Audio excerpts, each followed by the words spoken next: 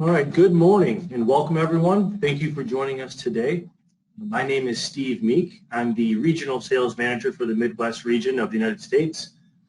I joined the Wenzel team back in January of 2019, and as of May this year, I took on responsibility of managing aftermarket service and calibration sales as well. Today I'm joined by my colleague Jonah DeLongchamp. Jonah? Yeah, and welcome everyone, and welcome to the More Parts Faster with the Wenzel Mma and Polyworks inspection on demand. My name is Jonah DeLongchamp, and I joined the Wenzel America team as an application engineer in August of 2009 until January of this year, where I took over my new role as product specialist for the portable metrology for the NAFTA region. All right, thank you, Jonah. So today, Jonah and I will be talking about how to measure more parts faster featuring the Wenzel Mma. We'll talk a little bit about what the MMA is, where and why you would use it, and then we'll get hands-on showing you actually how it's used as a measuring tool with Polyworks software. We'll have some time designated for a Q&A session toward the end of this presentation. So there is a chat box to the right of your screen allowing you to submit questions. So if you have questions or comments about anything you've seen today, please send them in. We'd love to hear from you. So with that said, let's get started. Jonah, what is the Wenzel Mma? So the Wenzel Mma is the mobile measuring arm by Wenzel, and it's a fully 7-axis either tactile or optical sensor portable measuring device. And it's obviously mobile. You can have this placed on a magnetic base to take out to your machine tool, or out in your shop floor environment. You can also get with a tripod or a rolling cart. So it's movable to different areas of your facility, different rooms, different areas of your manufacturing plant, built-in temp comp, etc., built-in Wi-Fi capability, and also built-in battery. There's no warm-up times with it, and there's also no sticker marking, as you've seen in the past. Some of these other devices have sticker markings on it. Again, with the built-in temperature compensation and stable rest position, it's accurate and repeatable for its results. Okay, thank you, Jonah. So now that we know a little bit about what it is, where do we use this, Jonah, and why do I want one? So the industries that it can be used for here, as you see on the application slide, for reverse engineering. Straight away, you can just start with the scanning head on it. You can just go ahead and scanning an object and collect all the data that you want to collect off there, and then export that data. Then it can either go to another process, internal, or with the Polyworks software, there's an additional software you can purchase for it, Modeler, which allows you to then create fully functional CAD models. The other areas are for shop floor, because again, it's got that built-in temp comp. Temperature swings throughout the day are not affected by measuring results. It's portable, of course, it's lightweight, and it's mobile. So it's great for the shop floor, moving it around to machine to machine. You don't have to necessarily take your part to the measuring device. You can bring your measuring device to the part, and the part doesn't even have to leave the machine. You can bring the measuring device right to the turning center or machine center and measure the part in the machine without even unchucking the part. The other areas are large size parts, so part stays stationary, but you move the device around the part and collect the data. If the part is stationary and the device is stationary, our arms go all the way up to 4.5 meters. And some of the other industries that we find this used in are mold makers, so big molds, collecting all this three-dimensional shape data. Tubing and piping is another great area. It's kind of a little bit more tricky to do that with conventional measuring techniques, and the automotive environment too as well. Okay. Jonah, I have to ask, is this designed to replace a CMM, or are your customers running this in parallel with the CMM? How does that work? Yeah, mostly in tandem. You know, for people that don't have any measuring equipment, this is a great starter off device because it is portable. You know, you don't have to have a dedicated lab. You can move it around. There are certain laser scanner heads that can be placed on here, one in particular, that can be transferred from the mobile measuring arm to a conventional CMM frame as long as it has a PH10M on it. Oh, nice. Okay, so versatile. One more quick question. While you mentioned large part sizes, what about parts of different colors or different material types? So and you'll see it in the demonstration, with the laser scanner that I'll be showing today, there's an applet that comes with the scanner that allows me to adjust the camera and the laser intensities.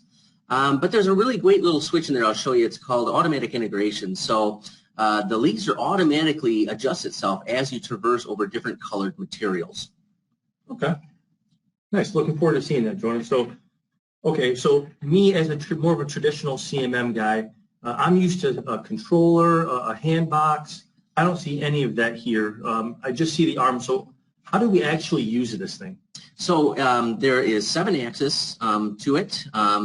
There's also the handheld device like you see here in front of you. It's a pistol grip with a push-pull trigger that starts and stops the scan, pauses the scan, starts the scan, etc. There's also a thumb button on the top that accepts the scan when you're done. And it's a very easy interchangeable device, whether you want to go with a straight tactile probe or a combination of a laser tactile or just the laser. The image on the far right, as you see, there's a little unlock and unlock switch on there, which allows the whole unit to drop out and replace it with something else. So it is a manually operated device. The programming, it can be done in the software. If you have repeatable parts, you can create a program in the software, but you are your own driver. You are your own controller. There's also visual indicators on the scanning head. If you notice the 2 images on the left, the top one is a green, and you can kind of see the green is an indicator light that tells me that I'm in the range. It's collecting good data. There's also, you can barely see it, but there's the blue laser line that you see there, and then there's the green dots. So it's a visual indicator letting me know how far away I am just by looking at the object, or I can look at the probe, look at the scanner head too as well to see if I'm in range. The further away I get to the object or the closer I get to the object, that green light will then change to an orange light. And if I go really close or really far away, it'll turn red and there won't be any point data collected. So it won't just scan the room. There's a certain range, yeah. Okay. So I have to interrupt you, and I apologize, but you mentioned there's a bit of manual involvement, right? That being said, what is the weight of this thing? So with my demo unit that I have here in the office is a 2.5 meter demo unit. Comes with a hard shell case rolling around and a few extra components. There's a mountable hard base that comes with the device, and of course the laser scanner head as well, and then the arm itself. With all that together, it's just under 70 pounds for shipping. But when we mount it on, let's say, as an example, a tripod or a mag base or a rolling cart, it's all counterbalanced. So as it sits standing still, as long as the tripod or rolling cart is level, it'll stay stationary. But as you use the device, it's counterbalanced. So as I tip the arm to the left or to the right, it stays there and does not move until I do the next position. So it's very user-friendly and ergonomically correctly designed. So there's no wear and tear on your body parts using the device for a period of time. Nice. Okay. Yeah, well, thank you, Jonah. So we've talked a little bit about what it is and how to use it. So let's talk a little bit about the software, right? Polyworks has been around for a long time, it has a great reputation. What do you like most about the software, and what keeps people coming back? So because it is a universal platform, I was going to show it with the arm, of course, but it can be placed on other measuring devices like Wenzel CMM as an example. And it can hold these different laser scanners inside the software too as well. So it can use a multitude of different laser scanners. So that's what I really like about it, is that it's a very universal platform. The other thing is it's very simple to use. There's some nice tools inside here that do some automatic things for you, as I'll show in the demonstration. And of course, it can be connected, Wi-Fi capable with the device to the computer that's running your Polyworks software. And if you'd like, you can also unplug it and run just off the battery. Okay. Thank you, Jonah. So we have the arm sitting here. I'm dying to see this thing in action. All right. All right. So let's get into it here. Let me go ahead and escape here and minimize. So what you see in front of you, everyone, is Polyworks. It's all customizable as far as the toolbars go. You can move them around, dock them where you'd like. So for user layout, very customizable for user to user. On the left-hand side, we have a window here that shows either a tree view or a dialog zone. So as you navigate through the software, these windows will show up and they will show you information. What you see in the big screen with a trihedron is the 3D scene. And 3D scene is could house your scan data, your CAD data if you use CAD for inspection purposes, as well as your reporting data. So that being said, I'm going to go ahead and start the device now. There's a power switch right on the front of it. You have it all connected here. I'm going to go ahead and start that up.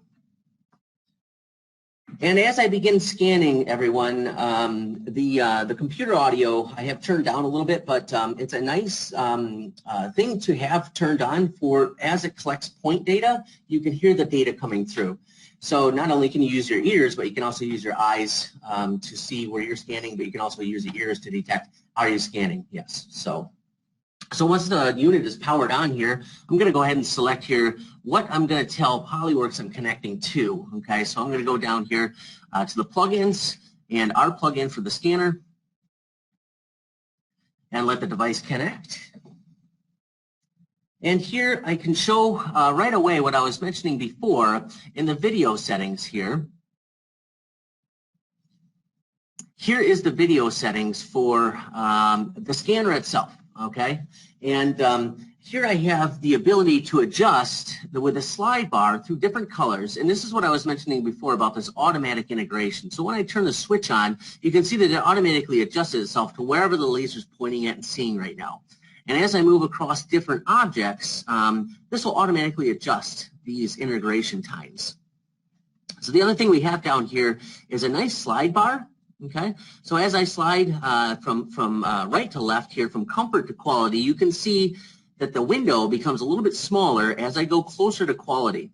So you get a little bit better results. And the more you go with the comfort, the wider the results get, so you get more data coming in, less data coming into quality, but it's going to be more refined. So I like to pick something right in the middle. It depends on the part that I'm measuring. And then below that is my advanced parameters of the laser scanner itself. And here, as I slide the bar across, you can see that these automatically adjust, and they're like predefined settings for me. Of course, I can always set up my own custom settings and save those settings as well if I like. So I find something kind of in the middle. I'm happy with that, and I close it. And I'm going to go ahead and say Start Scan here. Now, because it's the first time connecting to the device with Polyworks here, I must select a profile, and here I have some different profiles. I have just a simple hard probe that I can mount on there, and of course I have the scanner here, so I'm going to select the scanner. That's what I'm going to be showing today, and there you'll see our joints 1 through 6 plus your additional scanner axis. That's your 7 axis. So here I'm going to go ahead and quote unquote home the arm by moving the different axes. So you see there's 1, here comes the 2, the 3, the 4 as I pull it off the stand. And once that dialog window goes away, it is now ready to go. Okay. So I'm just going to go ahead and start scanning an object here just to show how it's done and what we can do at the end with just a simple scan. And then from there, we'll take it a little bit further. So let me go ahead and get started here. So here I'm just moving the device over the top of the object, getting it kind of lined up, using those visual indicators, let me know that I'm in the right area. I'm going to pull the trigger to start the scan. And here, as you see, I'm just kind of moving over the part, back and forth, sweeping back and forth, up and down, left and right. And as I go away from the part, way far away, you can see it's not collecting any data. As I go closer to the part, when it's in range, now it's collecting the data. So, Jordan, this almost looks like a spray paint or a power washing type motion here. Is it really just that easy? Yeah, if you've ever painted something in your life, you'll be able to use this device. It's very simple and easy to use. So once I complete one side of this object here and start to fill in all the areas that I want to measure and get scan data back on, as I move the device from let's say, the front to the side, to the left, to the right, to the back, etc., I'll just push the trigger. Now it's in pause mode, so it's not collecting any data right now. And it allows me now to position the device to a different spot, and I will restart the scan.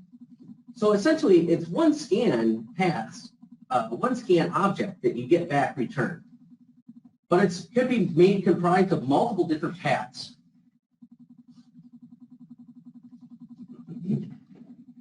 Get up. Well, Jonah, earlier you mentioned this is the 7-axis arm.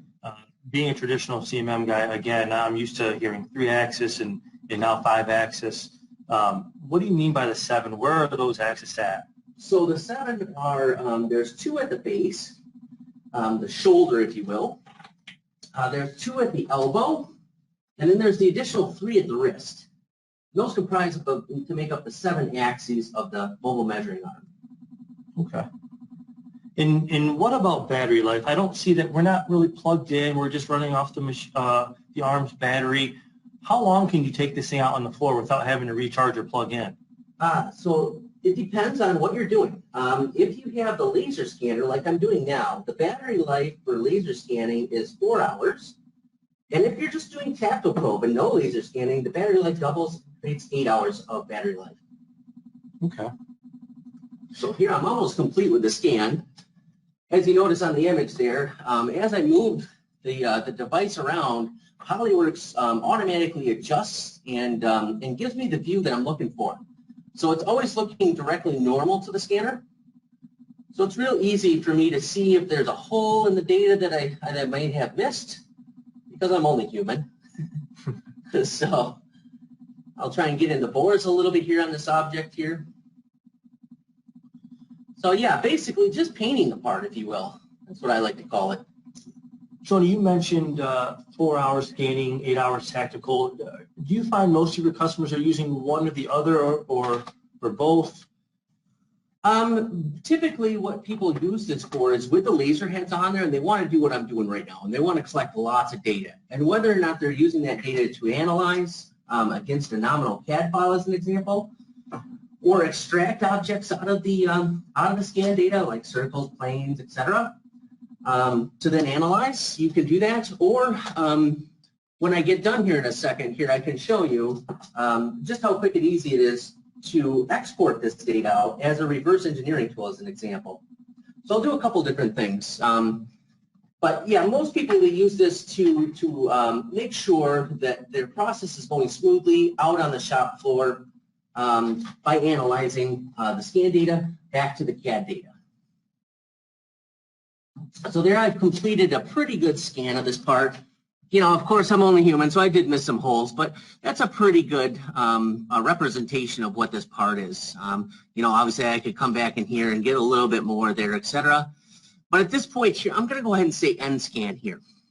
Now, it might take a little while because there's quite a few data points that came through. The laser scanner that I have on here is what we call our MLS 100P, which is a 100 millimeter length blue line scanner, and it can collect up to 600,000 points a second. Okay, so once the scan completes, the blue areas indicate an internal feature, and the yellow areas indicate an external feature. So at this point, if I go back to the left-hand side of the screen and select tree view here, I can then simply take the surface scan that I've created here, the one that's highlighted, and right-click on it and export this straight out as either a point cloud data, a text file, or as a polygonal model, an STL file. So here I just give it the name, the file path I'd like to go, and there's your file extension, STL. So STL files can be opened and utilized in other different softwares and systems. But again, you can always get Polyworks. What you're looking at here is Inspector, but there's also Polyworks Modeler, which allows you to take the STL data and create CAD data out of it. So the other thing that people use is not just for reverse engineering, but to actually compare what the scan data that I've collected to the nominal CAD file. Okay. So to do that, if I go here to File and I go to Import and I look at importing the CAD models, here I can go find that CAD model and select it, and open that model and let it import into the system. And you'll see that the scan data, of course, isn't lined up to the CAD model. The CAD model comes in at the base of the arm. That's the coordinate system, and the CAD model is just wherever it's at in that volume of the measuring arm's volume. So to take these two and align those two together, there's a really nice function in Polyworks that I really enjoy. As long as you have enough scan data all the way around the part.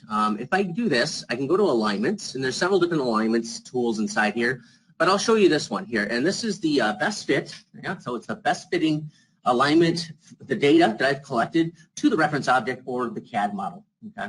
So when I select this here, the applet that comes up allows me, if you notice here, at the pre-alignment stage, it can be automatic. So if you think you have enough data around the part, automatic's going to work. But if it's the data is sporadic or the part's not finished and you don't need to scan that data, you can always drop this down and select point pairs. When I do point pairs, the screen splits from CAD to scan data, and then I pick CAD and I pick the scan data roughly in around the right areas with 4 or more points. I usually go about 6 or 7. To get a good pre-alignment going. Once that's done, as soon as I say start, it's actually starting the alignment. It's not just doing it, it's starting the alignment, which in fact that it does iterations and it does its convergence values. So I'm going to select automatic here, and let's see how it goes. And just like that, it's done. It's done 6 iterations, and the convergence value is some minuscule number. So it's done its best job inside the system to align what I've collected to that native CAD file. Okay. So here you can see a little bit underneath the part here. I have some erroneous data. That's the scan that I collected. There's a post underneath there that I'm holding the part up a little bit elevated off the table that it's sitting on, and all that data can be removed. And you'll see a little bit of the clamp I'm using here to hold the data. So once this is completed, we can then analyze what we've collected to that nominal CAD file. And we can do that by one of the icons. Kind of looks like a color map, okay? And that's exactly what it is, a data color map. And in here, I can select here, I want to look at the data that I've collected to the reference object, which is your CAD file. Okay? So from here, again, the applet shows up on the left-hand side, and I can give it some max distances to search for. I'm in units of millimeters, so let's just go 1 millimeter here as an example. And I have some other tools in here, but I'm going to select measure just so we can see what it looks like when we do a data analysis. Okay. So here you can see now the image changes in the 3D scene, and we get this color map bar on the right-hand side. Okay. So the red area, the hot area, is a positive value, and the blue or cool magenta area is the negative value. And you can kind of see that the whole part is kind of in the blue area, which is a little bit undersized. Okay, so this physical part that I just scanned makes sense because it is a 3D printed part. So it's probably not exact. It's not a machine component. It is a 3D printed part. So it's a little bit undersized in all areas. Well, they got good here. That's the green areas. So it's just a visual indicator here. You know, is there things that are there that aren't supposed to be there, or vice versa? Here we can look at this data and see, or we can place labels on it to get some actual numerical values off of this. So let me get a good rotation of the CAD file and the scan data combined together. And in here, I'm going to go ahead and say, I'm just going to go use my pencil tool here to plot a few tags on here. Okay. So you can see that when I click on the color map here, I get the negative values, the positive values, and also the labels are associated with that color gradient scale. So from here, you can then present this on a PDF file as a report file. You can retain all this data that you've collected. You can save it as a project file within Polyworks. So you have data retention, of course, that's very important. But yeah, that's my overview of Polyworks and how to go about scanning, how to set it up. and how to collect the data.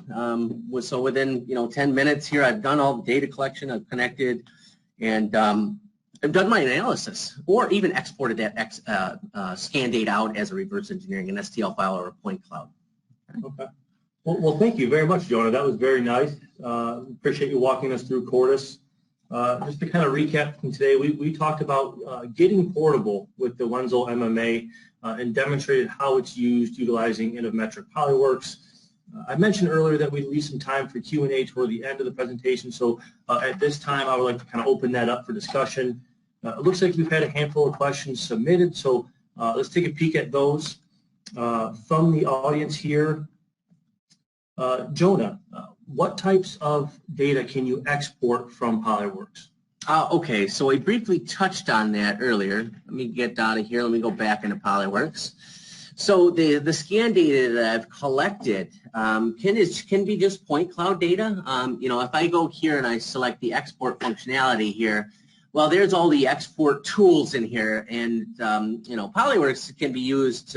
Again, it's a universal platform, so yeah, I can export all kinds of stuff in here. But the typical ones that you see are exporting as the first three, the first set of three, as the point cloud, just a simple ASCII or text file here. If I select, let me select here an object to do, and export, and there's your point cloud data here. Okay, so it's just a simple text file. That can be read in by other systems, other CAD engines, etc. Or again, the other one is is the STL, which takes all the point clouds and creates a triangulation pattern across all points. So there's your polygonal model STL file, and again, those can be exported out of here and brought into another system or brought into the Polyworks modeler. Okay, thank you, Jonah. Question 2 from the audience. How quickly can you switch between scanning and tactile? Well, there is a simple switch down here in the lower left-hand corner where I can select here the probe. And when I select the probe here, it allows me to select here either single point data. I use the probe, I use the trigger, put the probe on the object, pull the trigger to return back a point. Or I can set up a continuous tactile scan with it. So not just using a laser, but using the probe as a tactile scan. And there you'll see the continuous time and continuous distance. So you got to be kind of good with this because the probe can't leave the object. So you got to kind of use your muscles a little bit, put some pressure on the part, and drag it across. Of course, your part can't move. Bad data comes when you have. So when it's laser scanning, as long as you don't bump the part or touch the part, you really don't need much fixturing. So that's the beauty thing. So it's just a simple switch in the interface. That's it. Yep. Nice. Thank you, Jonah. Another question here. What are the options for mounting the arm? Yeah, so I briefly mentioned this before. There, it comes with a base already with a 3.5-inch ring. That's the standard size for arms. And the base is an aluminum plate.